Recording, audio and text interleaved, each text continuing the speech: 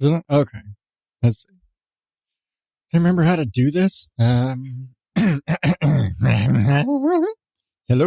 Hello. Hello. Me. No, I don't. Okay. Nope. I think I remember how to do this. How's it going? No. What's up? No. How the hell what did I do? God, it's been too long. How am I supposed to do this again? Oh, yeah. Beginning ODO podcast in 5, 4, 3, 2, 1.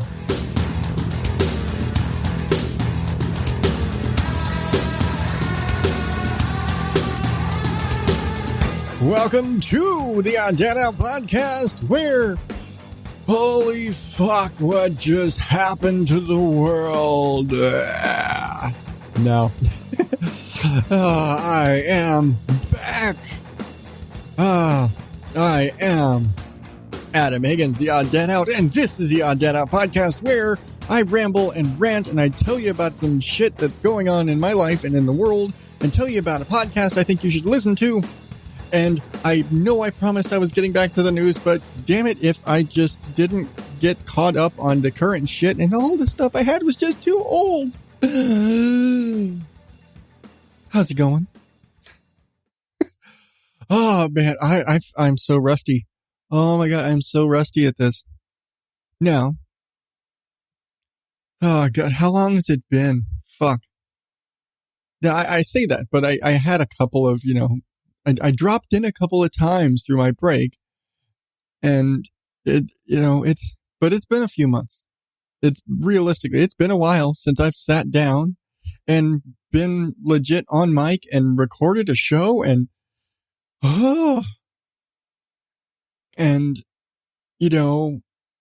mad at myself because I made all these promises like, oh, I'm going to have new music and I'm going to do all this shit. As it happened,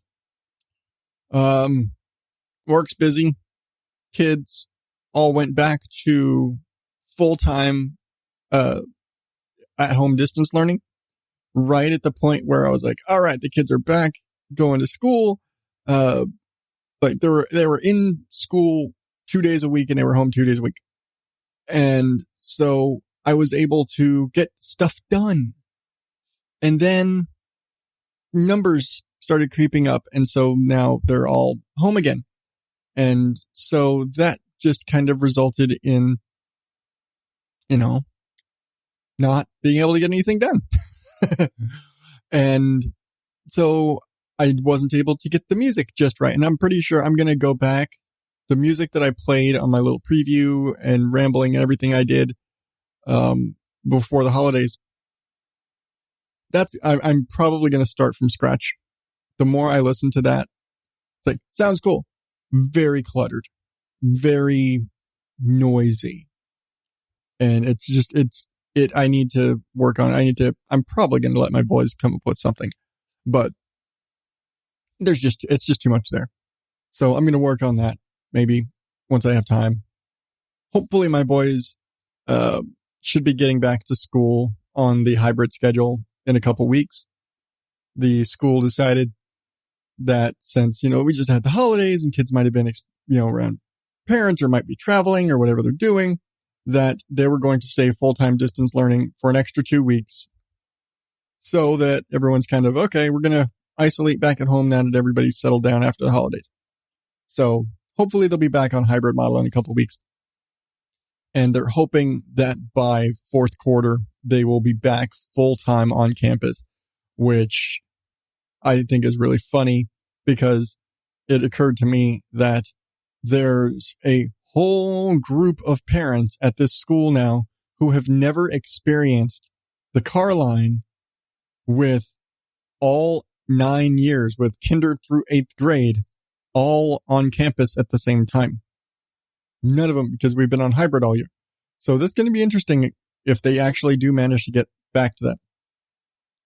But enough about COVID in school. I talked about that so much at the beginning of the year. Last year. Oh yeah. Happy 2021, y'all. Fuck. First show of 2021, episode 195, I think, if I numbered this correctly. I don't remember. Yeah, fuck. We made it. And, same shit, different number. Sorry. Anybody who was thinking that the world was going to suddenly get all better because the, fucking clock ticked over. Dude. Seriously. Reality. Don't y'all just long for the days of 2016 when our biggest letdown was that like every other fucking celebrity died? Seriously. Like every other week, it was another fucking 4 or 5 legendary celebrities died. So, at the same time, people need to not mourn celebrities so much, but we're not going to go to that. Was that 2016? It was 2015, 2016, somewhere. It was somewhere in the lifespan of this show, which in my old timey brain now, I can't keep years straight of when shit happens. So yeah, because I'm old and senile and shit. And so I lose track of time and when did this happen and shit like that. But man, so I had a whole show planned out. When I said I'm going to write show notes and I'm going to write reviews and I'm going to fucking do it and I'm going to have all the shit laid out and ready for you and damn it and fuck yeah. And I sat there until like 3:00 in the goddamn morning one night, writing up show notes with all the fucking talking points and all the shit and doing all the shit and had it. And I fucking sat there and I feel like I haven't been on mic seriously in all these months, and I just owe you back profanity. So excuse me. Sorry. Not sorry. But I just like, I had all the shit written out. I have like 3,000 words of fucking show notes and a full review of Welcome to Night Vale, which I will post. The Welcome to Night Vale review should be up this week. And I think I mentioned it in my little hiatus warning, whatever the fuck that was called. My coming attractions that I've failed to live up to already. The only thing I'm going to live up to is that, damn it, I'm going to have this out, this week, first week of January. I said right at New Year's, the show was coming back. I wasn't going to push it past that. I am still going to kind of lean on that every 2 weeks. More because that'll buy me time to, damn it, I'm going to write these fucking reviews. But so far, I've only written the one for Night Vale. Because, well, it's hard for me to get on track. It's like, okay, what are you going to do next? And because I need to get organized. I really do. In the general sense, I need to get organized about the world and life and shit I need to do. I'm always so much of a, okay, what do I need to do in my head? I was like, okay, well, I need to do this today. I need to do this. And it's like, what else do I need to do? And it's a regular question my wife and I have to ask ourselves. Like, what do we have to do today? And is there anything we have to do tomorrow? And especially with the holidays, because with Christmas and New Year's and all the holidays and everything, it's just been really crazy. And especially since Christmas and New Year's fell on Fridays this year. So if you're like me, we had Christmas Eve, New Year's Eve, Christmas Day, New Year's Day off. And did I say the same? Yeah. So we had Eve and day of both off. Our office was closed. Well, that also meant for most of the people, they had a 4-day weekend because, well, we're already closed on Saturday and Sunday, except for me. I work Saturdays. But it's the end of the year. There was no work on Saturdays for me. So I had these, and I don't work Mondays. So I had these like 5-day fucking weekends, 2 weeks in a row. I worked 2 days, 2 weeks in a row, which when you're an hourly employee sucks ass. I got like one vacation day because, one of the holiday days is paid, but fuck. I basically had 2 3-day weeks in a row. I'm lucky they were on separate paychecks. That's all I can say because it means 2 shitty paychecks instead of just one. But, we're left with the, well, fuck, what do we have to do today? And man, what day is it? It's a whole lot of what is today? And the boys asking me every day, are you going to work today? Because nobody knows what the fuck day it is. I've been home the whole damn time. So it's a lot of that. And it's been fun. Kind of, it's been nice. Like I said, the boys have all been home for distance learning. So it's been nice not having to get up early to get them in classes and do all their bullshit with them, because every parent will tell you distance learning sucks. But we've had so much. I want to catch you up, and I mentioned it on the social medias a while back. That I was thinking about. I was listening to She Podcast, and they do at the end of the year.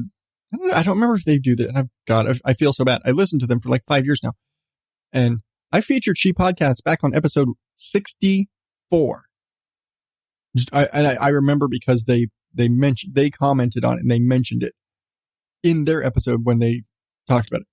But I talked about them back in episode 64. We're at 195 now. I've been listening to that show for a long time, and I cannot remember if they actually do. I know every year they do their gift guide, the podcaster's gift guide, and it's more of a, shit they like that they would recommend as gifts. But they did their kind of 2020 year in review and kind of a where were we and everything we did this year. And they basically went like month for month, season for season, and it wasn't just this happened on the show and this happened in the podcasting space. It was hey, this situation occurred. My kid got sick, or, this school closed, or my kid learned to read, or my goats went viral on TikTok and shit like that. And so off the top of my head, I'm going to try and give you a basic rundown of my year. Because, well, it's been a lot, and it's been interesting because 2020 as a year was kind of crazy for like the world, but in the grand scheme of things, in the grand negatives, my life wasn't horribly overturned. For the most part, my life remained pretty constant.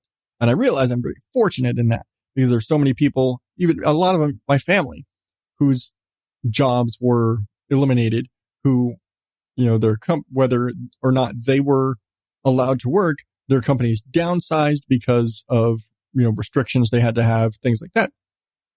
And so there are a lot of people who were out of work. I was fortunately not one of them. But towards the end of the year, our workload did really lighten up. But, I've been very fortunate in that most stuff that affected the majority, you could say, the wider array, the wider populace, didn't affect me as much. So, but we still had a crazy year. And, we had all the shit that was going on with everything with the schools at the beginning of the year. It's been, if you have kids right now, the bullshit that has been distance learning and everything going on with pandemic world and school. It's a pain in the ass. It sucks. It still sucks. It sucks more now because they're more organized now. At the beginning of this shit, and like when it was way back in March and it was like spring break time, and they were like, yeah, we're going to do this, but everything will be back after the summer. Way good. When that was still the mentality, everything was very loosey goosey. They'd give us a stack. Here are all the assignments for the week. Have everything turned in by Friday. Thanks. We're going to have some live lessons. If you have any questions, you want to do this live, you can do it live, or you can just do it all afterward. Blah, blah. However you want to do it. Just have everything turned in by Friday. It'll be awesome. Now, we were like, all right, they spent all summer making up full-time lesson plans for distance learning and setting the whole system up so that they can do their shit all the time, full lessons every day. Sign in. Here's a schedule. You need to sign in at this time. This lesson is here to here. Next lesson, here to here. Next lesson, here to here. Turn in your shit every day. Everything is now digital. If it's not a thing you sign into to do the thing, you're writing it in a book, you're going to send a picture to me. There's so much. It's full-time school from home now. So I have to be there with the kids and make sure they're signed into each lesson and what time the fuck each lesson, because I got 4 boys and they're all in different sort of schedules. One has this class at They all start at 7:45, but one might only have a 5-minute period here, and then they go into their next class. One might be sitting there for 15 minutes before they go to their first real class. One has their online specials, which is like online PE, where they sit there like staring at their iPad while the coach is like having them do exercises, and they're having like, all this sort of shit. They're doing, but they have all these different, their special period is here. Oh, well, he goes to specials and then has lunch. Oh, all the rest of them have lunch and then go to specials. Oh, there's like, and it's just a whole big fucking crazy thing. It's just a whole big crazy fucking thing.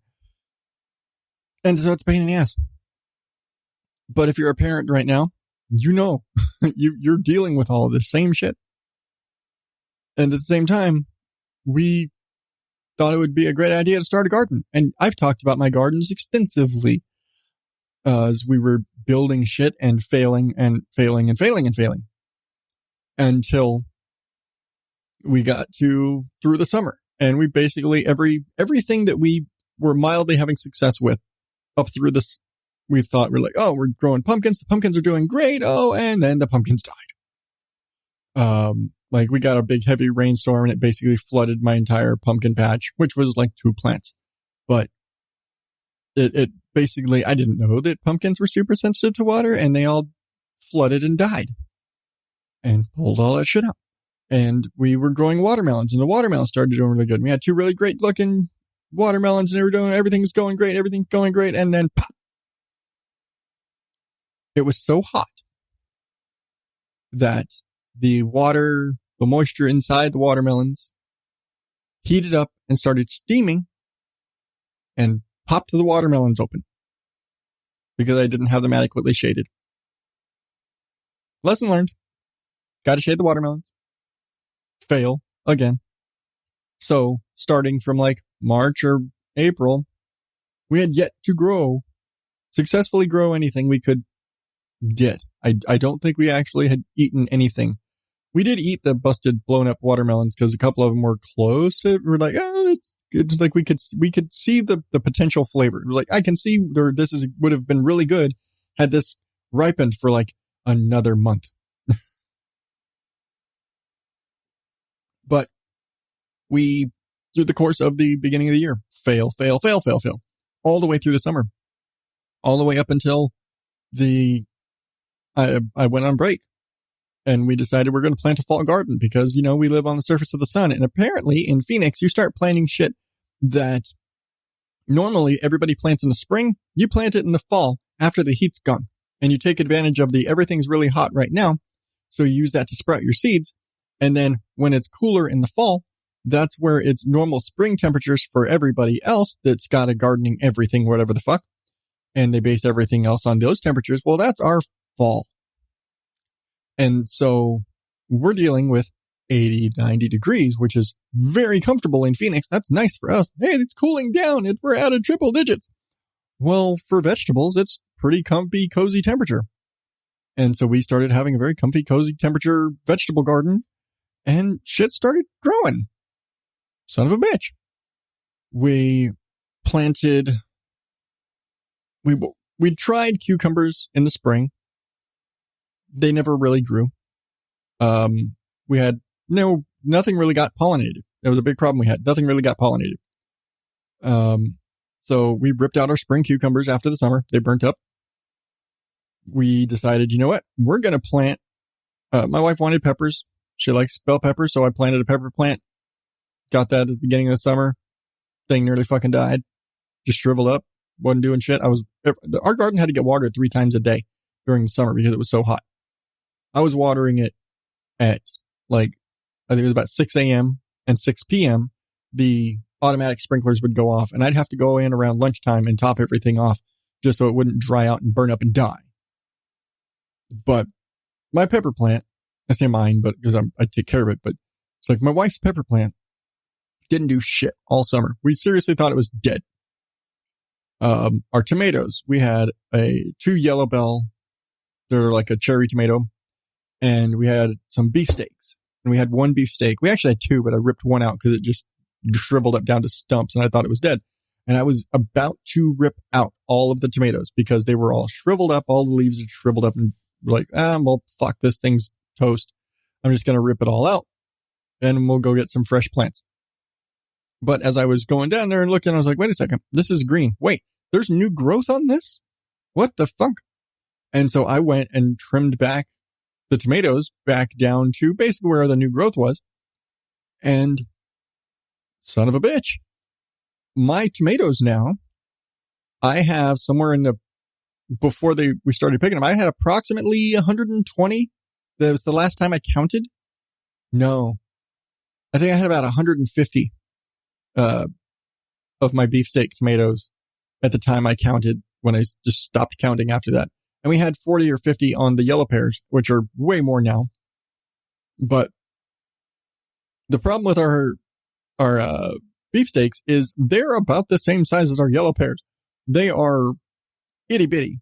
They're, if you had to go for a size comparison, maybe like the size of a big pickle, like a big pickle chip. That's about the diameter of our tomatoes. And mostly because I didn't prune them right and shit like that. But you know what? They were growing and I wasn't about to fuck with that. I was like, nope, it's growing. I'm just going to let it grow and do whatever it's going to do. And oh my God, we got tomatoes. We were so excited. Every time we saw a little fucking tomato, every day we'd go out there and count all the little tomatoes as they were popping up. And we were super excited. And now that we look back on it, we're like, fuck, we needed next time around. We got to trim those and prune them and train them so that we get bigger tomatoes. And we don't need 150 tomatoes that are little bitty, even if they're good flavor. My wife says they're good flavor. I personally don't like tomatoes. I'll cook with them, but I can't just eat raw tomatoes. But my wife she's like, says they're so sweet and they're just so, she loves them. She really likes them, but I've got so many fucking tomatoes. I'm going to have to make sauce with them at this point. I think I've got a couple dozen sitting in my basket because I'm that dork and I had to go out and get a wicker basket for picking vegetables. But our yellow pears started taking off, and we've got 50 or 60 yellow pear tomatoes, which look really nice in a salad.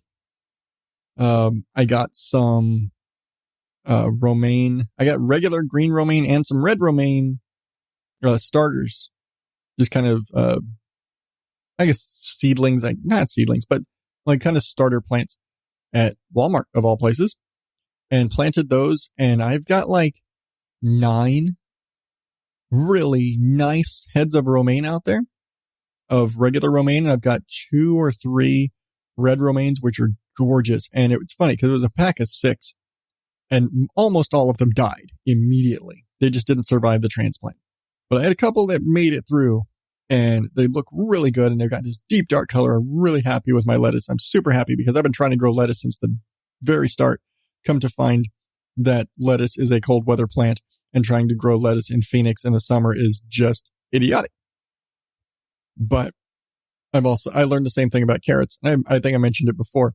You don't grow carrots in the summer in Phoenix. It's just too damn hot. I'd come to find out, carrots only sprout between 40 and 80 degrees. So Phoenix summer, throw that away. But I planted some carrots right now. They're sprouting. They're doing okay at the moment.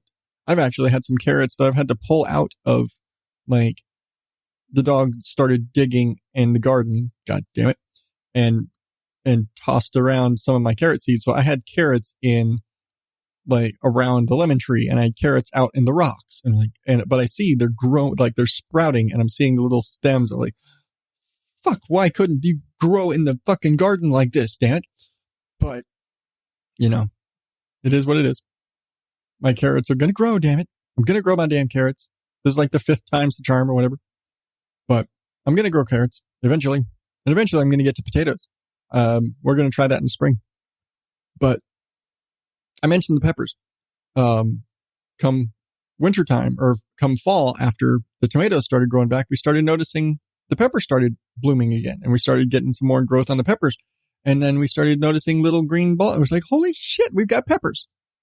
And we've probably had 2 or 3 dozen little, maybe not even fist sized, but very, very like child fist sized, green bell peppers on our little plant.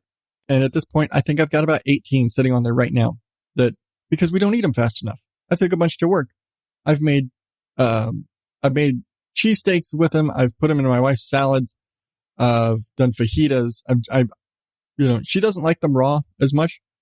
She says they're kind of bitter raw, but she likes them cooked. Probably just because we were picking them fairly small, but we've picked probably a dozen or so, and I've got 18 or more still sitting on the bush. I just haven't picked them. Because I don't know what the fuck I'm going to do with them. And we planted corn. What the fuck? We planted popcorn. We planted some glass jewel popcorn. The stalks. We had 3. Okay. 3 that we started with. We didn't know that, has never grown corn before. Corn splits like every other plant, that like kind of you get one. We thought you plant one corn, you get one stalk.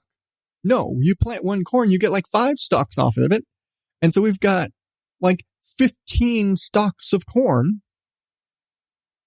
in the same bed where we had garlic and all the green onions that we planted in the spring that finally are not burning up and doing really well. I've got some really nice green onions and my garlic is doing great. And I'm sitting here like, damn it, you don't pick garlic until like fucking spring. You plant it in the summer, fall, and you don't pick that shit until the spring. And so it's not going to be like April. It's going to be like March, April before we pick the garlic or the onions for that matter. But I could go and like clip my onions right now and just use some green onion in it with like a steak or something, which I plan on doing. I'm totally going to do that. But we've got green onions and going. And because we failed with cucumbers in the spring, summertime, we're like, here's a type of cucumber that is specifically the number 1 most popular cucumber we grow in Phoenix area. This is what everybody grows out here. Everybody swears by it. Here's this cucumber. And son of a bitch if these things didn't fucking take off. True. I was picking 6 to 7 cucumbers every 3 to 4 days. Once they reached like where it was fruiting and we're like, holy shit. We're finally seeing, hey, they're pollinating. Hey, we're seeing them get bigger. Nope, they're growing. Holy shit, they're growing. Oh my God, we've got cucumbers. Then it turned into, holy fuck, we've got so many cucumbers. And if you followed me around holiday time, like Thanksgiving Day, we had so many cucumbers that we'd picked that day. I had to make pickles out of everything. And I've had to learn how to make pickles because of how many cucumbers we have. And so that's, we had an herb garden and we've had to do, herbs and stuff. And part of what helped us with finally getting production, finally getting so many cucumbers and tomatoes and everything was that we planted flowers, and we have 2 separate flower beds, and we got one whole thing of snapdragons right in the middle of all of the vegetable stuff. And we've got a bunch of marigolds and other flowers that are drawing the bees and everything to the yard. So every morning we get up and we see the bees are all up in the cucumbers, which I've actually cut back for the season. We're getting ready to prep the gardens for the spring and thinking about what we're going to plant and rotating stuff. And once all the tomatoes are gone, we're going to pull all those out. We're going to trim back the peppers. We're going to pull all the lettuce, and it's going to be so much shit when we're done. Like I said, I got so many tomatoes in my basket right now. I got to make sauce or something. So this is going to be fun trying to make spaghetti sauce. I've done this once. So we'll see how this goes. But the big thing, because like I said, we had all these damn cucumbers, but we're making pickles like crazy. I'm making like a jar of spears and then a whole pickles. And because these are all like the little itty bitty ones. They're like kind of if you bought whole pickles, they're a little bit smaller than those. And they make, if we leave them on the outside long enough and they get big enough, they're good chip size, like good pickle chip size, good little snacker spears kind of size. So really good for making pickles. And therein lies the burying the lead of the story, which again, if you follow me on social media, you know this happened. So we've been making pickles since Thanksgiving. Christmas Day, I had about probably a dozen cucumbers sitting in my fridge that I had been sitting in my fridge for about a week, and they had gone all limp and soggy. And I was like, well, I can't do anything with these. They're no good for salads. We just haven't been eating them fast enough. And I make refrigerator pickles. I don't like get out all the canning gear and shit and preserve them and stick them in a cupboard somewhere for eons. I make pickles that like you make them and in 3 days you can eat them. Not you got to let this sit on a shelf for 3 months and come back and you have magic pickles. I make the quick kind because I'm impatient and I don't have all the equipment. So I'm like, no, I make the quick pickles that like you can just take an old pickle jar, clean it out really good, and make them in there and just stick them away. I do that. Well, you got to eat them fast. And if you don't eat, when you've got jars and jars and jars of pickles, especially when you have like pickle chips, you've got to eat them. I've got so many. I may end up throwing out an entire jar of pickles because I just cut the damn things way too thin. And like you got to put a mountain of pickles. Maybe I'll make like a relish or something. That'd be good. I could make like a relish out of them. We'll see. See what I can do. Something. Anyway. So Christmas Day, I just got a brand new, for cutting pickles, essentially, a new mandolin slicer. And I don't know if you're familiar with one. It's those kind where you've got the slider thing and the big blade. And so you like stick the vegetable on there and you slide it up and down the thing and it slices it and all the stuff falls down underneath. And you can make really, you can cut potato chips and you can cut pickle chips. And you switch the blade and you can, like julienne fries and all that shit, but depending on the type of blade. And the kind I got actually has a spiral slicer. So you can make those crazy spiral fries and shit like that on it. Or like zucchini, pasta, stuff like that, where you take like the spaghetti squash and you can sit there and spin the noodles off of it. But you can do that. It was really cool. Even has a juicer. Christmas Day after dinner, like sitting there cleaning up and like, okay, I'm getting rid of these cucumbers. I'll just throw them out in the compost. Well, I took the mandolin slicer out because I'd been, trying it out earlier in the day. I would like slicing some cheese and crackers and stuff.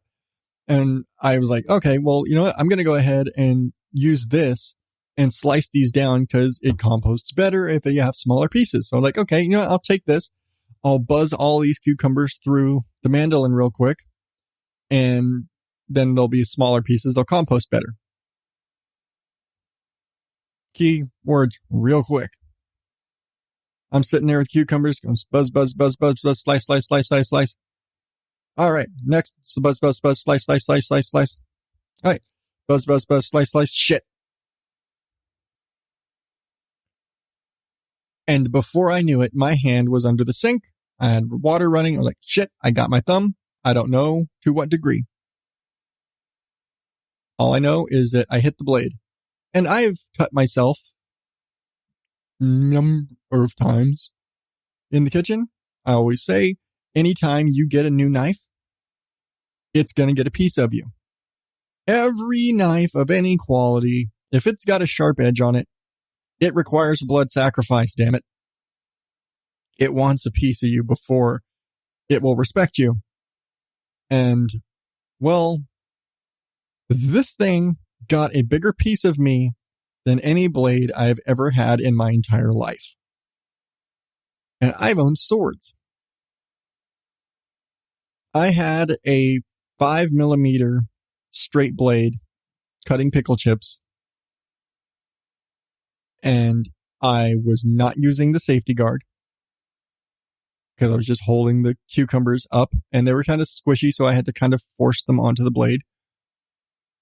And like the guard was too soft. They were too soft. They would like go bendy in the guard. So it wasn't working quite right. And I also wasn't wearing a cut glove, both of which came with this device. Came with a cut glove, came with a safety guard. In the manual, it has a little thing that's like, use the guard, but not the cut glove. No guard, no cut glove. No guard, but no cut glove. Cut glove, but no guard. No. Only acceptable way in the manual to use this device is using the guard and wearing the cut glove.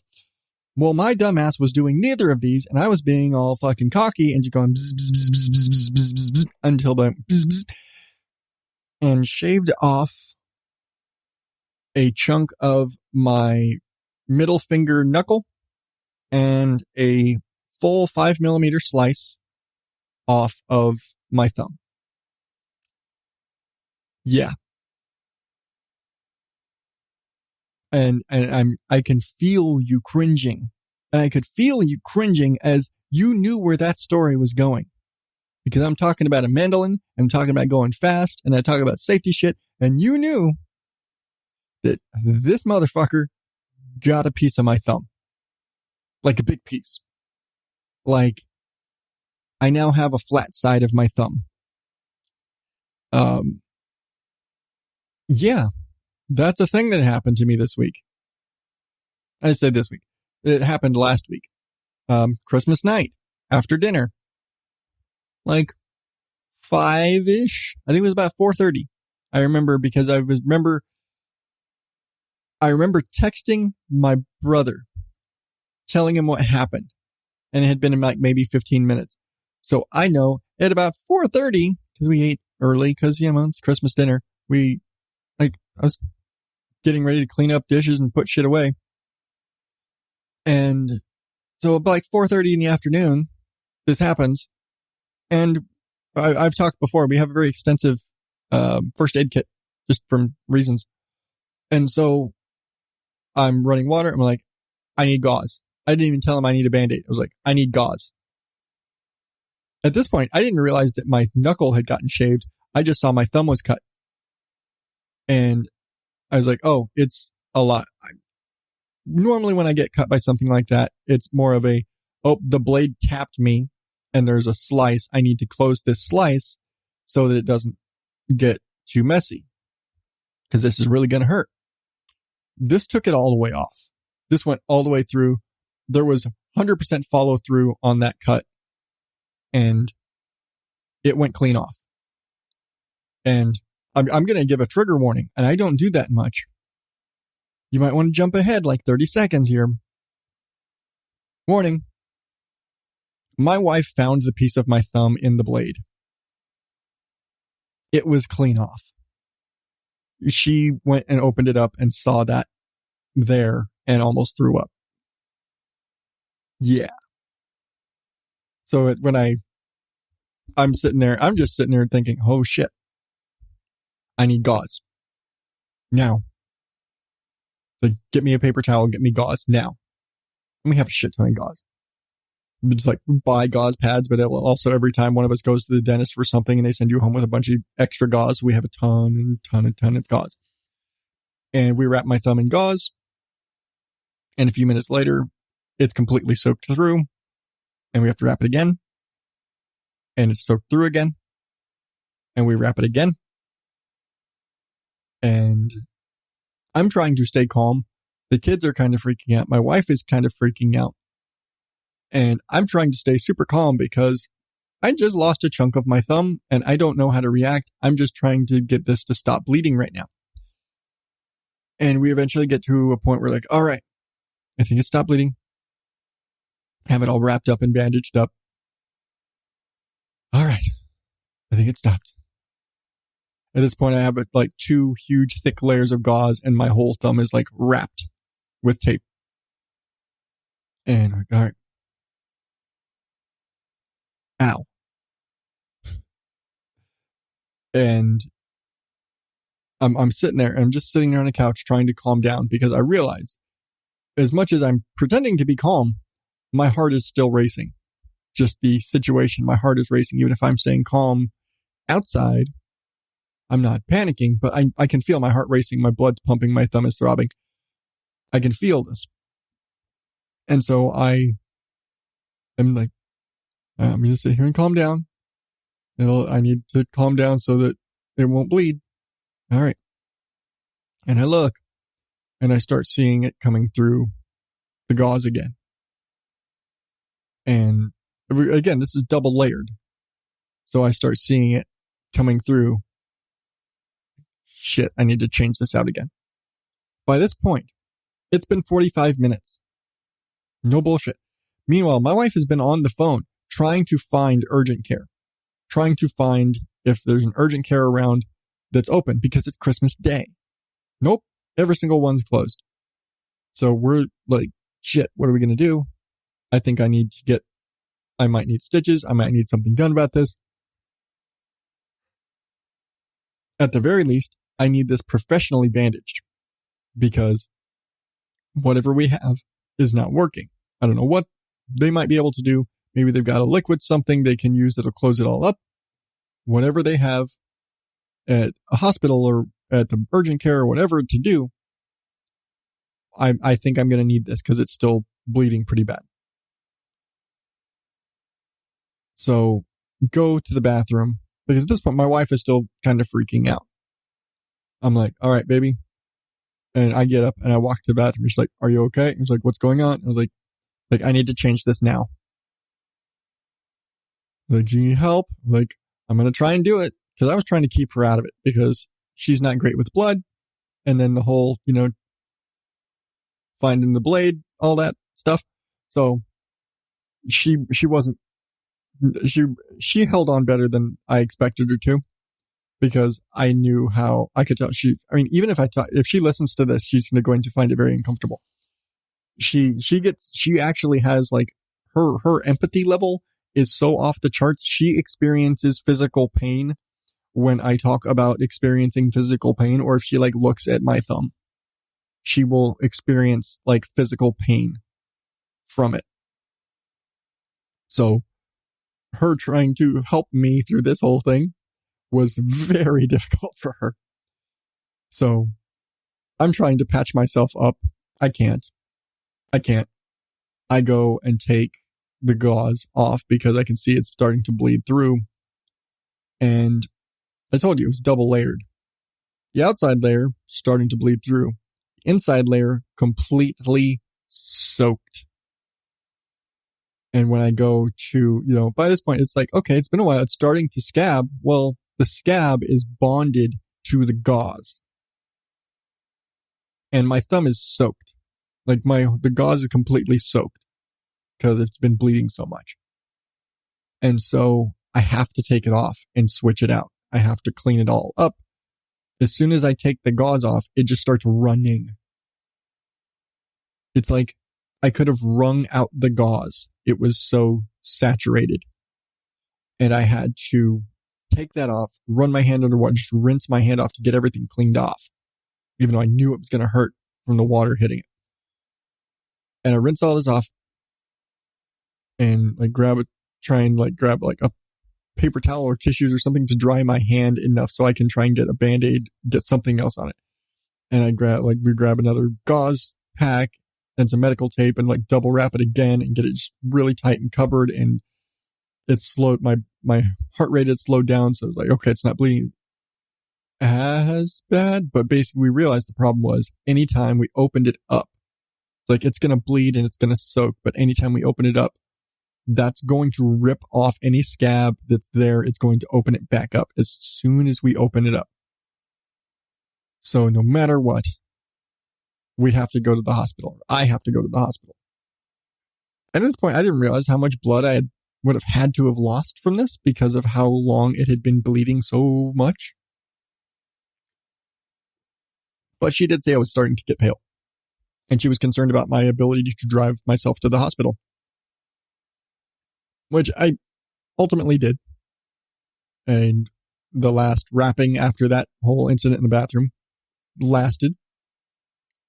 But I show up drive myself to the emergency room because it's the only place I can go. And they, after, sitting through triage and all the things, and at this point, explain the story, and everybody's like, oh, yeah, that'll do it. And they've seen the stories. They've seen this happen. One of them is like, yeah, it almost happened to me. Allie in the Oddballs Facebook group, she is actually a nurse. And so she commented that she's seen those, and that's a really big common thing for lacerations. And she, everyone's like, oh, were they able to sew it all back together? We're like, nope. Because it wasn't to back together. There was nothing to back together. That was everybody's thought. Everybody thought that it just cut into it. It was still there. It wasn't still there. It was clear off. But we get, they get me up to the room, and because COVID things and the way they're doing it, sorry about that, because of the way they're doing it, they actually have to take me upstairs, and there's a trauma center of what they're doing stuff upstairs rather than everybody being, crammed in the ER like used to be. So I'm kind of in a satellite clinic upstairs, and the nurse up there comes up, and as expected, and she goes like, all right, let's take a look at it. And I've mentioned several times to everybody who's asked, it was cut off, clean off. And I was like, yeah, it's still, after this long, it's still bleeding. So I was concerned. And she opens it up, and like happened before, she peels back the gauze, and it peels back that scab, and it just starts, and she just sees it start running and start gushing again. By this point, it had stopped because it was packed really solid and all that. But she opens it up, it opens back up, it starts bleeding again. She's like, okay, and clamps it back up. Like, oh, you got that all the way off. Like, yep, that came clean off. Like, all right, so we're not stitching anything then. Like, nope.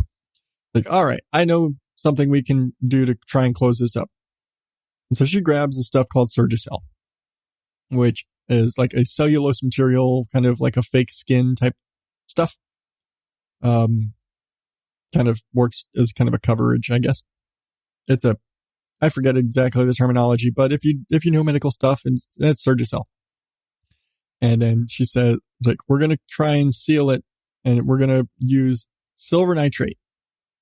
Now, if you're familiar with silver nitrate at all in anything, you'll know silver nitrate is a chemical used in, medically speaking, to cauterize wounds, things that won't stop bleeding, like a 5mm chunk taken off of the tip of your thumb, where you have severed multiple blood vessels and nerve endings in your finger, and because of that, it isn't clotting.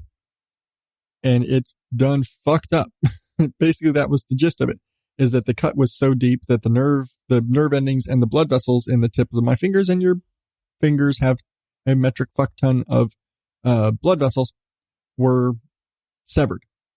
Not like a scratch or any other type of cut. This was so deep it severed those, basically cut the tips off of them, and they're just sitting there going.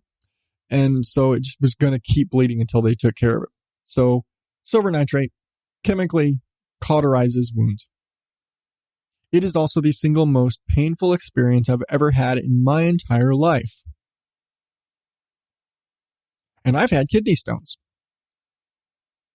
This stuff, it's just a little glob of brown goo on the tip of a Q-tip. And she takes this and rubs this, and she warns me very quickly. And she even said she does that for a reason. She said, I don't give you a lot of warning. I say, okay, I'm letting you know now, this is going to hurt a lot. And then she does it. And she says she does it that way because she doesn't want to give you time to tense up. She's like, she's going to tell you, this is going to hurt. And you don't have time to react. And it's, all right, now I'm dealing with pain. And oh my God, I'm going to die. I've had a baseball bat smashed over my head and cracked my skull. I've had kidney stones. This bullshit, burning the tip of my thumb, cauterizing the tip of my thumb, was the most blood-curdling, agonizing, extreme pain I have ever felt in my entire life. It was basically an acid burning the tip of my thumb to stop the bleeding, and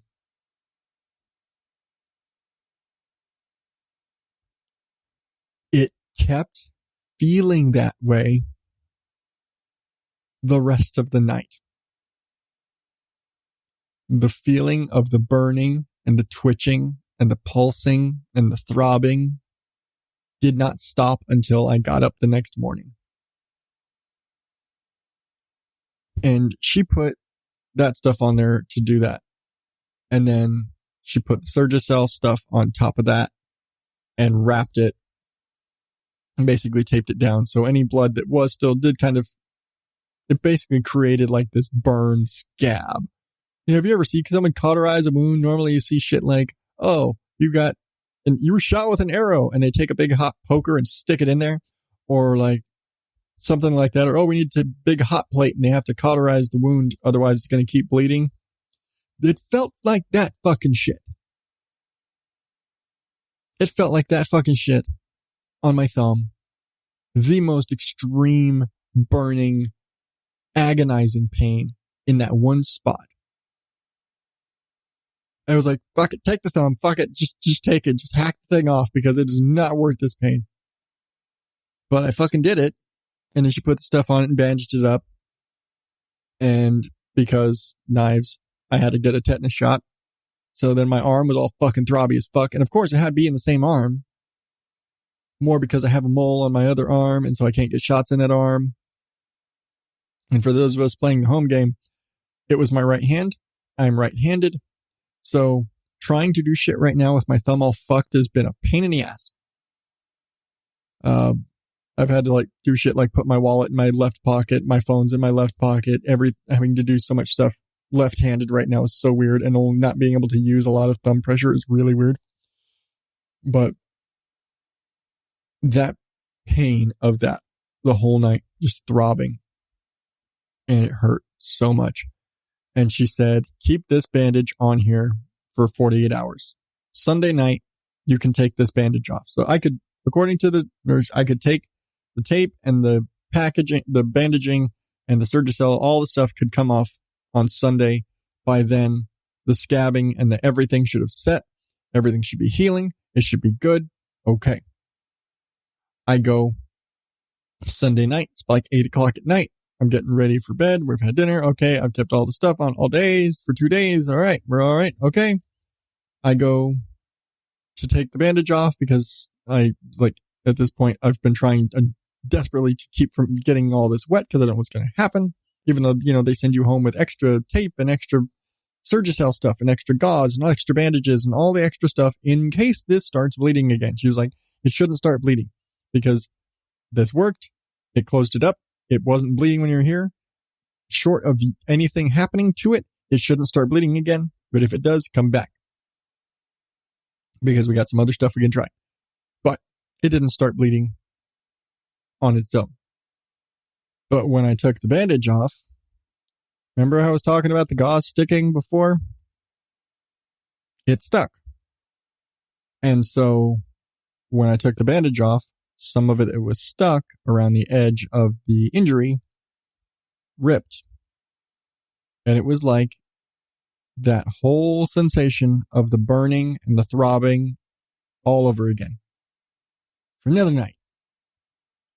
And I've taken some ugly ass pictures of my thumb, and I've learned what this, is like. And I've Googled a lot of pictures of this sort of injury. I don't know if you can hear Fluffy's mad at me back at the door right now. She's scratching on the door because she's locked out. But I figured out very quick. I was like, I ended up having to completely rewrap like gauze and everything, rewrap my thumb. It wasn't bleeding a lot, but it was bleeding enough to where I had to rewrap it. And yeah, it's like, all right, take another couple days with this on here. And then take that off. Like, all right, it's not sticking. It's not bleeding anymore. It's mostly functional.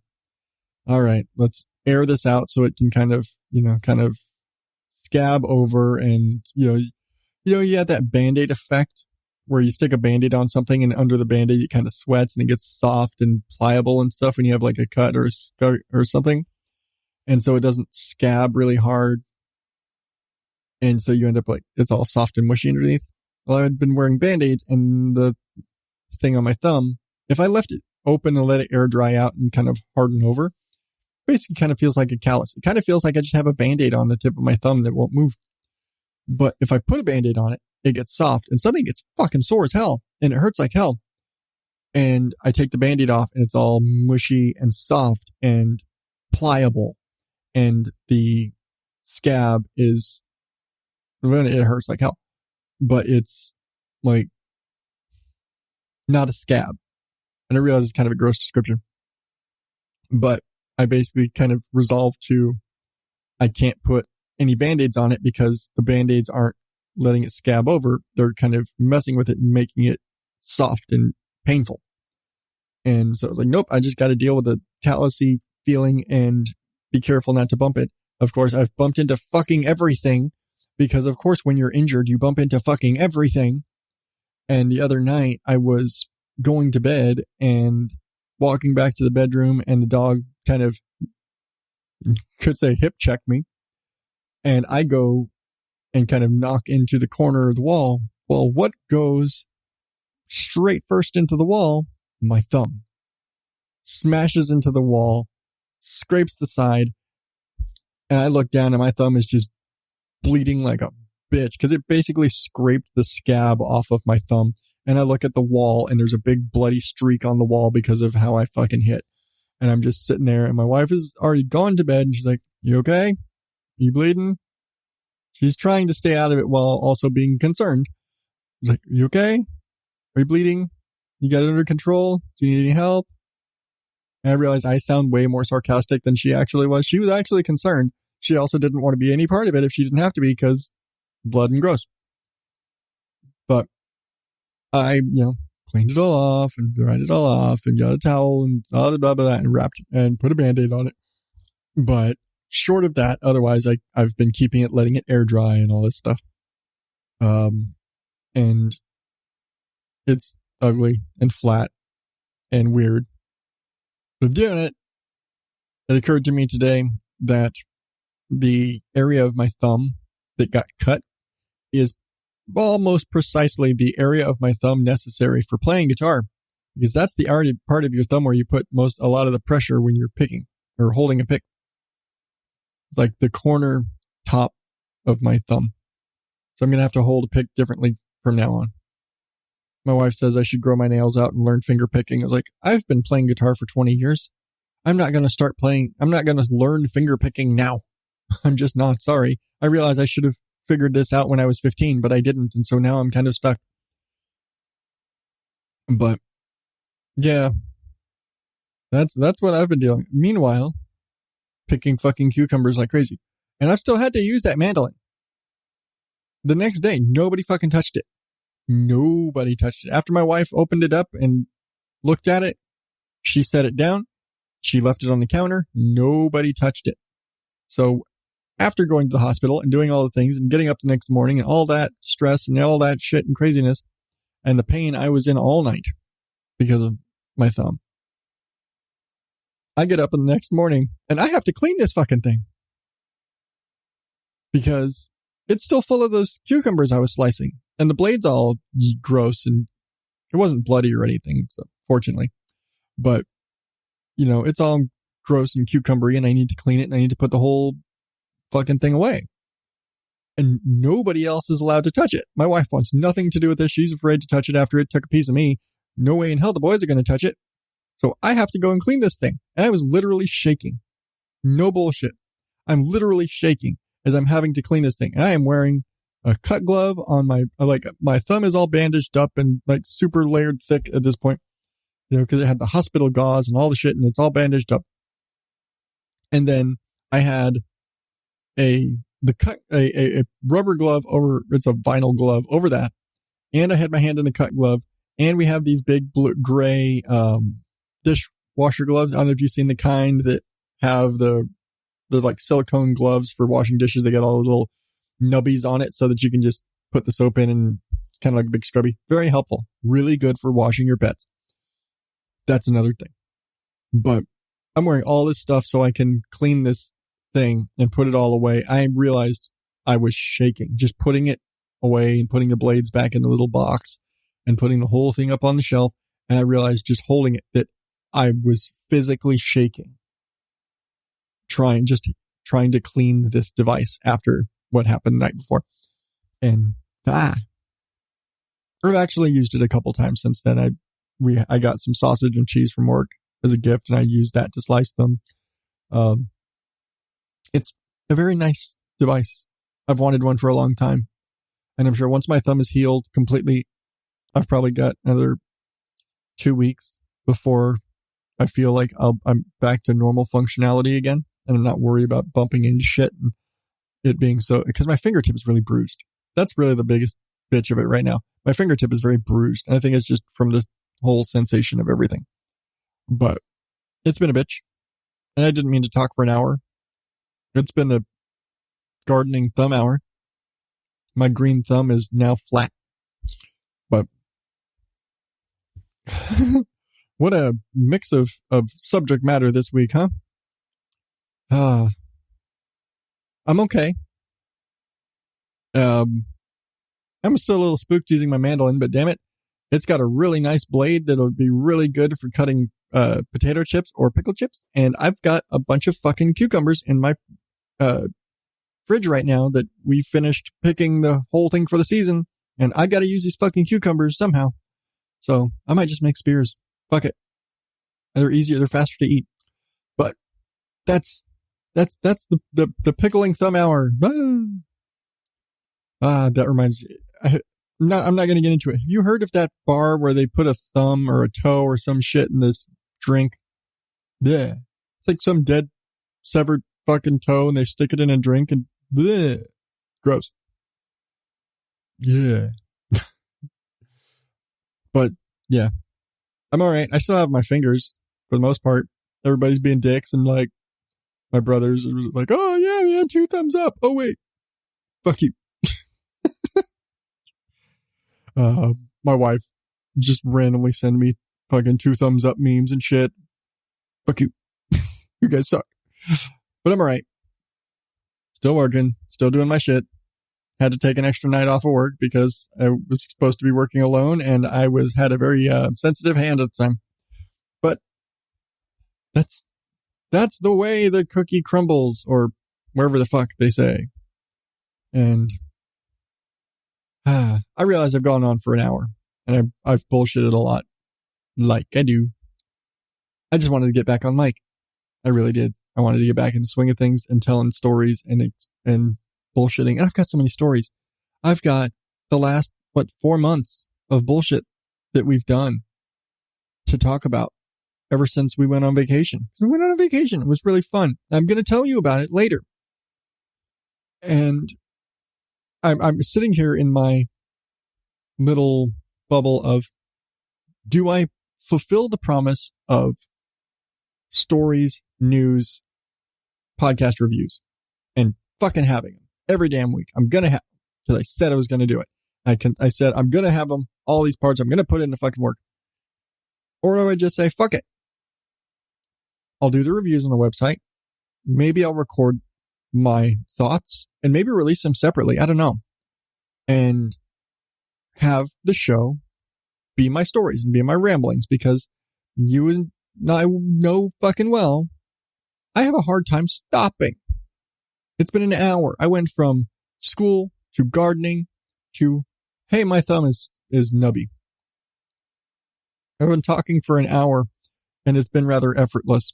Maybe because I haven't done this in like months and months and months. So I've got so much shit. I've just got to get it out. But I kind of want to hear from you about this, because every time I've made one of these sort of announcement, sort of, I'm going to do this, damn it. And I'm going to commit to doing this, which I never fucking do because I'm a schmuck. But this has always been a me thing. And I really want to know, what would you think? Should I just continue just doing kind of like this, where it's these kind of my free flow of random bullshitty like I do, flow of thought stuff? Or, and just kind of have episodes like this where I'm just going to talk. I'm going to do my thing. Or should I get into the news more? Should I do more of the news? I know there's some people that love the news and there's some people that are like, I could take it or leave it. But if I just did this, is that cool? If I don't, I want to do the podcast recommendations because I just like doing them. I want to do the reviews because it's something I want to get into, and it's more content for the website. It's committing more to doing the website and doing the work. But, I don't know. I feel like it's easier for me to do this. And I realize it shouldn't be easy, but it's easier for me to do this. And it's funny because this isn't something everybody can do. I can sit here and tell a story, and I can sit here and talk to you and pull this out of my ass. Whereas most people would have to write this down. They also probably would have, clear, concise thoughts and not ramble and shit. But, it's a thought. It's an idea. But I want to know. I want to hear from you. And since I'm moving, at least for the time being, to bi-weekly, I am committing to that because I need the time. So, get to me. Hit me up on Facebook, Twitter, Instagram, @OddDadOut. Reach out to me. Where's the fucking number? 516-636-7631. Send me a voicemail. Send me a text message. I can get a text message. I'll text you back. I swear. Really, I can text you back. Text me through that number. Yes, it's a business number. And if you call that number, it's going to go straight to voicemail. It just does. It's what I do. I don't turn it on. I just check the messages. Leave me a message. Just text me. What do you think? Hit me up in the Oddballs Facebook group. Links to all the things in the show notes, of course, on your podcast player of choice or at oddadoutpodcast.com. I'm doing the spiel stuff, but I don't know if I'm doing the spiel. But reach out to me because I want to know. I really do, because it occurred to me that I keep making these kind of big, hey, I'm going to do this. And I never fucking asked you what you want me to do. It's just as much your show because you're listening to me. And I don't want to sit here and do a bunch of bullshit for my sake when you don't want to fucking listen to it. Granted, if you've made it this far, you probably wanted to listen to it. But if you don't give a shit about me ripping on the news, then fucking tell me. Let me know. If you don't, it's like, hey, I don't need the podcast reviews. It's all right. I listen to what I listen to. Then tell me. If you want to write a review of your favorite podcast for the website, fucking tell me. I love it because I'm a lazy ass and I'm really bad at writing the reviews. And maybe somebody else could be a better writer than I am. I can talk. I can talk. But when it comes to writing, I write like this. This is how I write. And it is very difficult for me to explain in a written format all of the bullshit that just out of my head in a written format. It's very difficult for me. I have to sit and do all. I can't write in pieces. I have to write all in one big because then it's there. So if you want to write podcast reviews for the website, that'd be awesome. Just to share your shit. Whatever the fuck you want to write about. Hey, I love small town goats. I don't know. Write about small town goats. Tell me what you love about small town goats. Give me a 5-star or whatever the fuck. Give me a 1 out of 5. I don't care. Whatever you want to do. I'd love it. It's you sharing what you like with me. Let me know what you like, what you don't like. If you don't want me to do the reviews, if you don't want me to do the news, if you just want to listen to me tell stories, but whatever. If you're interested in more gardening stuff, cool. If you're like, oh my God, another fucking story about the goddamn cucumbers, I'm going to throw up. Tell me. I've got stories right now. I have so much stuff I've got to catch you up on that I meant to do today. But again, I'm horrible about shit. So it was gardening and my thumb. Two things that when I wrote the fucking show notes were not even an issue. Wasn't talking about my garden. Well, this hadn't even happened yet. I will get to shit. I've got a bunch of stuff to talk about. I'm going to talk about it when I get there. And we're going to have tons of stories and we're going to do tons of stuff. And I want to bring you along and I want you to, if you're digging the show, share it with your friends and anybody that you think would just enjoy my rambly, bullshitty stories and have fun. I think that's it. If you enjoy the show, share it. I don't care if you go and review or rate or whatever, wherever the fuck you want to do it, because I don't care. I don't watch it. I can't. Because you got to pay money to people to be able to see all the shit. It's not worth the headache for me to go hunting down reviews. If you leave me a review, post it on social media so I can see it, because I'm not going to find it. There's too many places. So If you leave a review, awesome. Great. Leave me a voicemail. Even better. Leave me a text. Awesome. I said, I swear to God, I will text you back. Really. You text me, hey man, love the show. That's fucking awesome. 516-636-7631. 516-ODO Pod 1. Yeah. Really. Text me. Leave me a voicemail. It's cool. I want to hear from you. Odd Dad on the social medias. OddDadOutPodcast.com. Links to subscribe, to do all the things, to all the places I've already mentioned. And until next time, because if I don't stop now, I'm gonna keep going. Until next time, my oddballs. Have a happy 2021. Get out. Take care of yourself. Breathe. And until next time, thank you and good night.